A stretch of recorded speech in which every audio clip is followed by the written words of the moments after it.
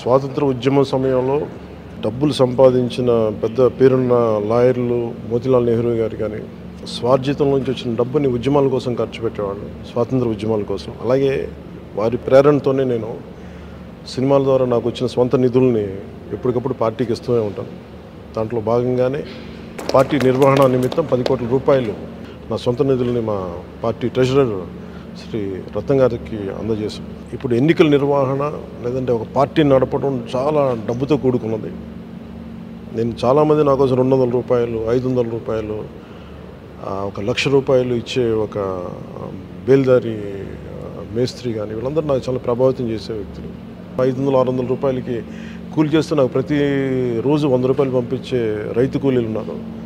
So వాళ్ళే అంత బలంగా పార్టీకి అండగా ఉన్నప్పుడు ఆర్థికంగా నా వంతు కృషిగా నేను కూడా దాదాపు 40-50 కోట్ల పైన ట్యాక్స్ కట్టాను లాస్ట్ 5-6 సంవత్సరాల్లో. అందుకని నేను కూడా మిగతా సంపాదన పార్టీకి నేను అందజేస్తూ వచ్చాను. దాంట్లో భాగంగానే ఇప్పుడు 10 కోట్ల రూపాయలు అందజేశాను.